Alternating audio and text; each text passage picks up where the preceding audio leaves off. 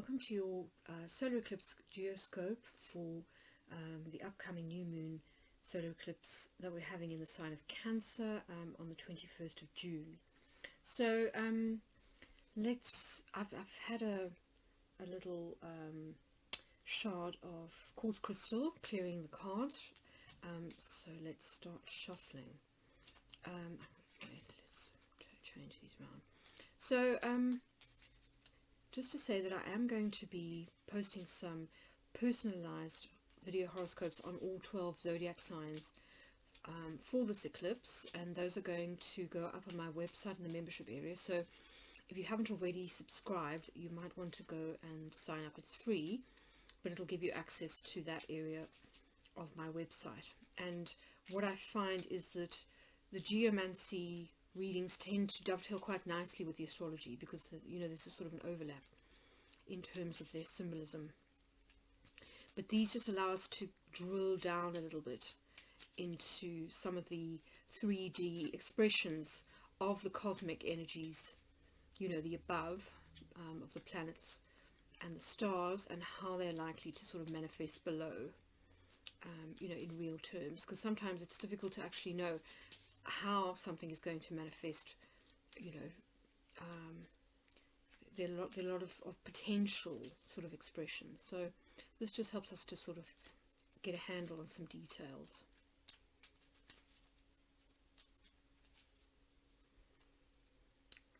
Right, and of course this energy will be active for the next 6 months until we get to the last set of eclipses in November and December. So these themes may not play out immediately. You might only start to see them really become active, 3 months in.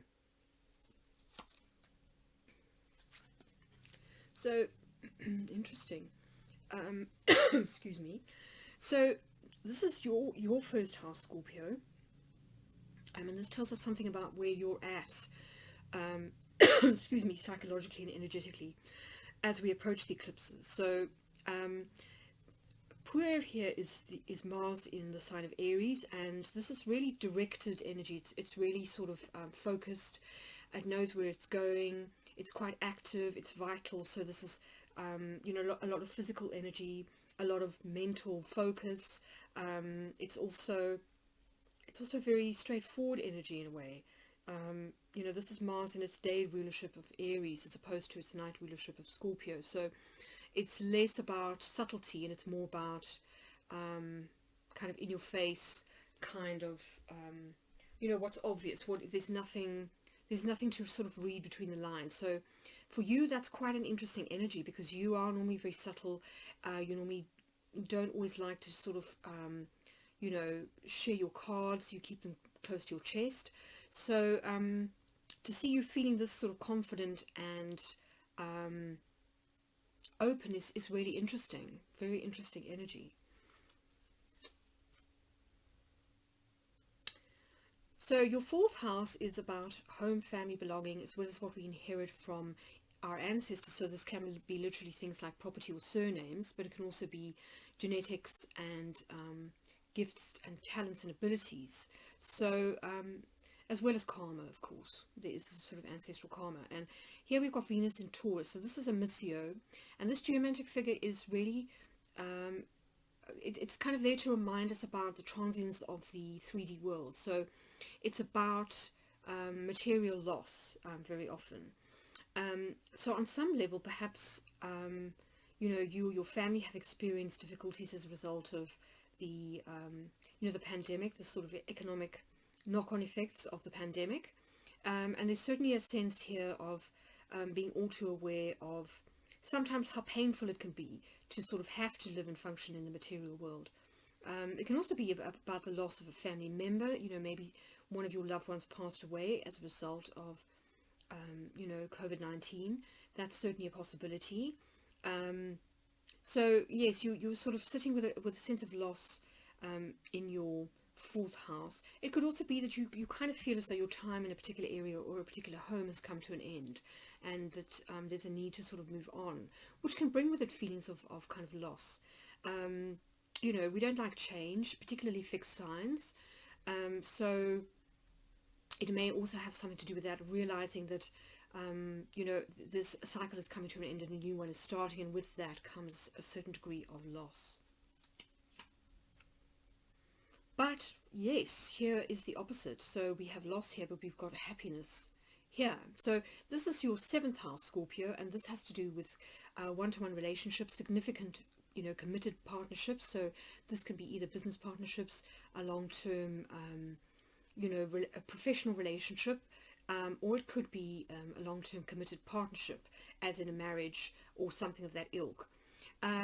So here it looks as if you are really, your relationships are making you happy, or they will. You'll find happiness through your one-to-one connections over the next 6 months, which is really interesting given that we've got this really focused energy. So it's possible that you are in pursuit mode, Scorpio. Maybe you have your eye on somebody that you feel, you know, makes you feel good. There's a good feeling about them, and you're kind of ready to move out of whatever energy this was and into sort of pursuit mode. But definitely there looks as though there's the potential here for a great deal of joy and happiness when it comes to committed relationships. I mean, you could even be getting married. You know, there's this sort of idea of a celebration, which is also really happy. So this is Jupiter in Pisces. It's water energy, which vibes very well with Scorpio energy. So yes, there seems to be a lot of potential here for happiness in close relationships. Wow.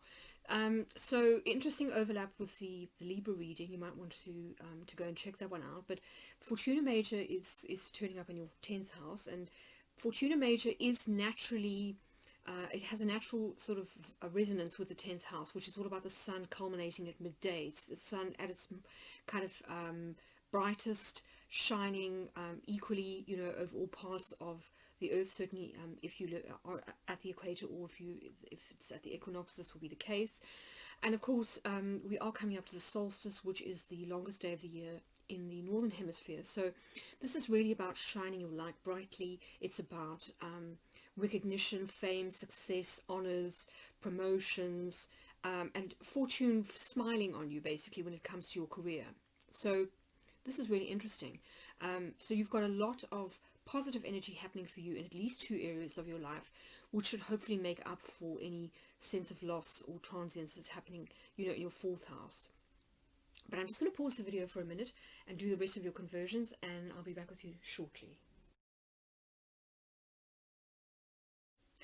So welcome back, Scorpio. I've now done all your geomantic conversions, and I've popped all the figures into the right houses. So yes, just to say that if you are interested in sort of trying geomancy for yourself, you can download the conversion sheet from my website, which has got a kind of step-by-step process for conversion, you know, sort of written on it. So yeah, that might be of interest. If it is, just have a look in the description box for the link. Okay, so let's get into your reading. So this particular eclipse will happen in your 9th house, which is the house of beliefs, your philosophical outlook on life, higher education, publishing, foreign connections, and also your connection to your higher self or spirit. So this is sort of divinely inspired knowledge. A lot of the time it's also that kind of overview. Now it's interesting that we've got conjunctio here. So this is almost kind of a literal, this means marriage or coming together. And it's also the outcome of your reading. So it's quite important. You know, this eclipse for you does seem to be quite pivotal. So it seems to be about either reunions, so a coming together of, you know, perhaps people that were separated before. And here I'm thinking about a missio. You know, a missio can sometimes be separations, or kind of being stranded. So it's possible that, you know, one or either you or a family member may have been separated during lockdown, you know, due to sort of restrictions on either fraternizing with other households, or, you know, perhaps one or both of you were traveling and then got sort of stuck on the way back. So this may be why we have this echo of a missio here, as also as part of your final outcome. But now you are reunited, and it seems to be, you know, something to do with a foreign country or to do with the law. So it's possible that, you know, you've had to sort of seek help from an embassy or a diplomat, or, you know, go through legal channels to try and get around restrictions, or you know, something of that ilk. So that's one interpretation of this. You know, it is also the literal coming together of the sun and the moon, which is what happens at a solar eclipse. It's when they happen at new moon, when the sun and the moon are in the same degree and on the same side of the earth. So in quite a literal sense, this is the solar eclipse. Now, the sort of we are kind of talking about a sort of a balance almost. This can be a sort of a balancing of opposites. So I'm going to read you the keywords here, because you know, it might be that the way things work for you is not the way that I'm kind of interpreting things. So it's a union of opposites: balance, conjunction, alliance, collaboration, combined efforts, interaction, marriages, and recovery of things lost. So this could also be about, you know, the recovery of knowledge, possibly from a past life. If you're a starseed, perhaps remembering past lives from, or gifts, you know, having access to that memory, that sort of higher memory that allows you to tap into gifts that you have acquired in past lives on different planets, on different, you know, sort of star systems. And the reason that I say this is because we've also got Mercury, which will be in Cancer and retrograde, but close to the Sun and the Moon at the time of this eclipse. And Mercury will be making a conjunction to Sirius. Now, of course, Sirius is one of the kind of main stars that gets talked about a lot in relation to, you know, starseeds and theosophy, particularly in relation to the idea of Sophia, you know, the sort of feminine goddess of wisdom. And so Sirius is often seen as a sort of this gateway to a lot of the other dimensions, you know, in terms of being associated with the central sun and the sort of divine feminine sun kind of story, the central sun, the bright star. And so with Mercury retrograde and on this bright star Sirius, this is why I'm saying that I think you could get downloads of information about where you start to remember things, past life memories that may be significant now, that, you know, gifts that you may come into that may be useful now. And the other way that this could work, of course, is that you start to have more contact with the ancestral beings, your star family, basically.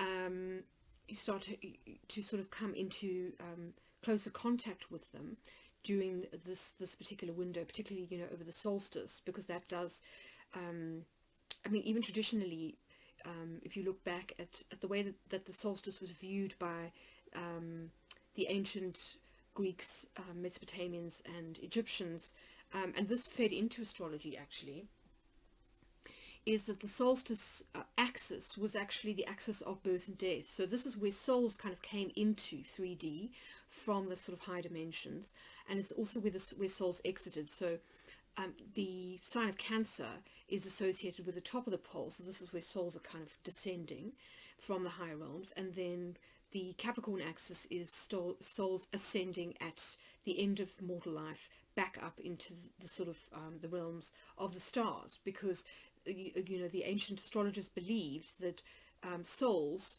resided in the fixed stars, that this was the place of the immortals, because the fixed stars didn't move, unlike the planets. So you know, there may well be something about this that is going to kind of resonate with you as a result of what happens over the next 6 months, but particularly at the solstice. So many people believe that the human race is actually descended from Sirius. So there's a very strong tie between Sirius and Vega, and of course this is through lion-like beings, which is one of the races that has lived on Sirius. So this may be why we have Fortuna Major with this kind of Leo kind of emphasis at this particular, you know, in your chart basically. And it's interesting because if we and look at, for example, the starseed compass, and we look at the characteristics of Sirius starseeds in particular, there's a lot of overlap with water signs, particularly Scorpio and Pisces. So you know, very often these are people that have very active imaginations. They're often very good healers and witches and shamans, so shapeshifters. They're normally very drawn to elemental and sort of nature. So They can work with the four elements, you know, to heal, to manifest, but they also tend to gravitate towards things like animal rights, and they're also very sensitive, quite introverted people that sometimes have a problem expressing their emotions to others, but are very perceptive and sensitive to, you know, to the vibrations of other people. So very observant, but they don't necessarily always express this. And I think that's probably very true of Scorpios. You know, they have a difficult time trusting other people. They want to sort of observe others first before they give a lot away, because they, you know, they don't want to be hurt. They have problems being vulnerable. So, as I say, you could find at this time that this sort of Syrian starseed, you know, information starts to sort of resonate, and you start to connect with your Syrian ancestors. You know, you might want to actually go to the starseed compass and see, you know, have your chart done and see whether you've got Syrian placements. So, you know, just something to bear in mind.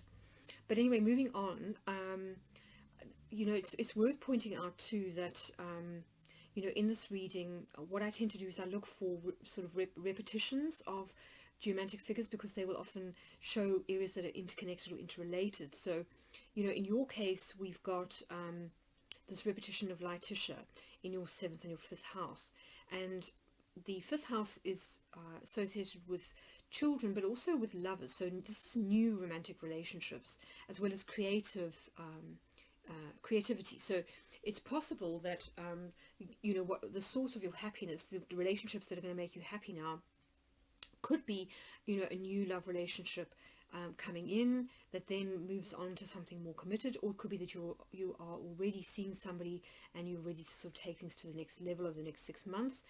Another way this could work is that your relationship with children could improve, or it could be that you enter into some kind of creative collaboration, a formal creative collaboration, you know, with one other person. So this could be getting a new agent, for example, if you're in this sort of the creative or the dramatic arts, the performing arts, or you're in the media.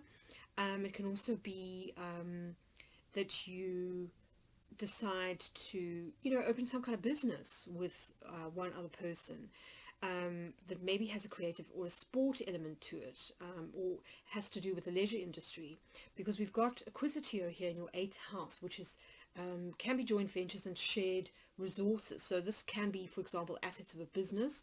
You know, usually you enter into some kind of contract with someone in your 7th house, and then this is what the contract is about, is these sort of shared resources or assets. So it can be time, can be trust and intimacy, but it can also be shares in a company, jointly owned assets, you know, like a business premises, equipment, that type of thing. Or, you know, money, if you sort of you pool your resources together in order to set something up. But this looks very positive. Acquisitio is Jupiter in the sign of Sagittarius, so this is really expansive energy, but it's also being open to receive and receiving sort of in a big way. So I'm just going to read you the keywords there.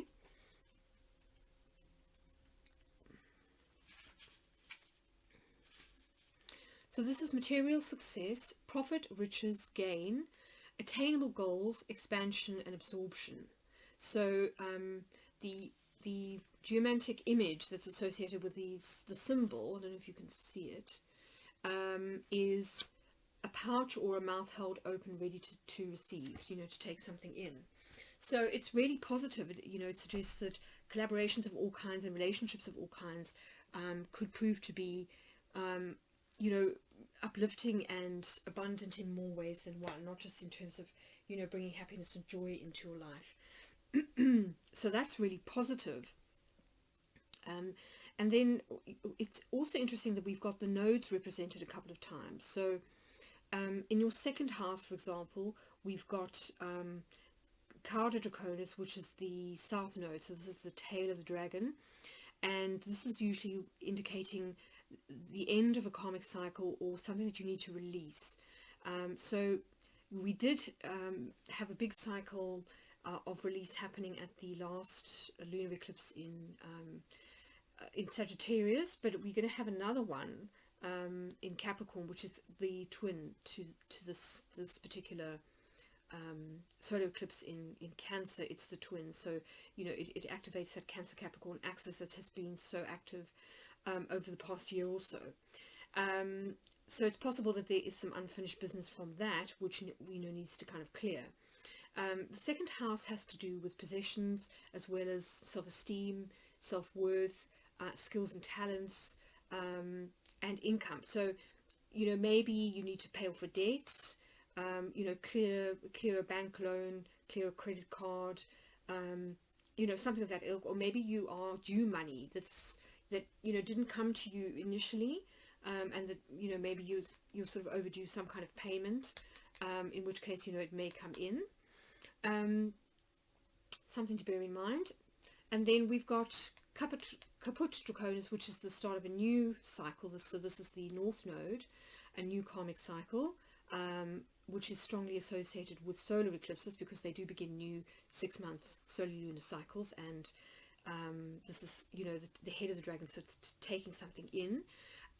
So this eclipse that starts on the, in June, opens up a cycle for you in relation to ideas, self-expression, as well as teaching and travel. So this is usually short distance travel. It can be commuting, or travel within your neighborhood or state, whereas the 9th house tends to be foreign travel or out of state travel. So it could, as I say, well be that information that's coming into you now, that your downloads or discoveries, revelations, aha moments, clarity, then becomes, it kind of sparks off the other end of that axis, the third and 9th house axis, where you start to see things in different light, to communicate with others in a different light, perhaps to use this information to teach, to bring out new information, then to disperse it. This can be the media. So that's just something to bear in mind also going forward, because as I say, there is this emphasis on your career. This seems to be a major source of good fortune for you over the next 6 months. So I think that's also worth knowing. So overall then, your outcome is, as I say, conjuncture, which we've gone into quite a lot, and the two things that are sort of dovetailing into that, or the key linchpins, are this kind of Emissary and Fortuna Minor. Now, Fortuna Minor, you've got repeated in your 12th house, and Fortuna Minor is about help or support or assistance from higher ups, from spirit guides, from people in positions of power. So it's protection as well. It's also divine protection.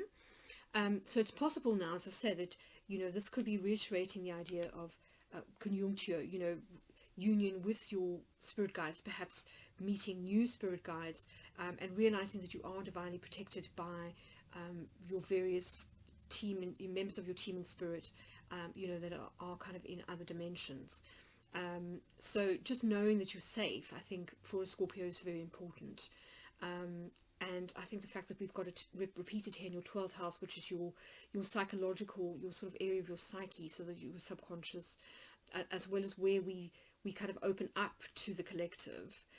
If you think about this as the boundary between your mind and the collective mind, between yourself, your ego, your kind of personality, versus your kind of multidimensional self, as well as your connections to everything else. So the collective kind of matrix, if you like, but not, I'm talking about as in the web of life.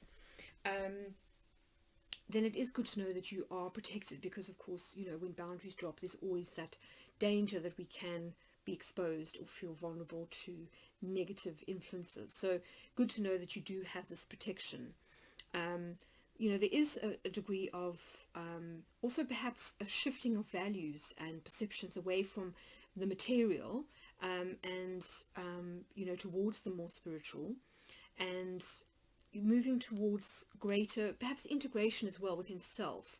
If we think about the sun and the moon as being the psyche, the male and the female aspects of the psyche, the conscious and the unconscious mind, the sort of rational mind and the intuitive mind kind of coming together. I think this really bodes well for your happiness. So that's, I think, overall a really positive reading, Scorpio. It may be that you don't necessarily reap obvious, tangible kind of physical benefits immediately from all these good influences, but I think from an emotional point of view and from a satisfaction point of view in terms of your career and recognition, I think that this is going to be a really pivotal time for you. So hope that's helped. I am going to be doing personal forecasts in terms of astrology for subscribers to my website, so if that interests you, you know, I think it will only complement what we have discussed here. Then just pop to my website and subscribe. It's free, and the details are in the description box. So if this has resonated, I'd really appreciate it if you hit the like button, and if you want to hear more geoscopes like this in the future, then you know, please subscribe and hit the bell so that you will be notified when I do post new forecasts. But in the meantime, I'm wishing you all the best for the solstice. May the force be with you. Certainly looks like it will be, and I'll catch you for my next forecast at the full moon.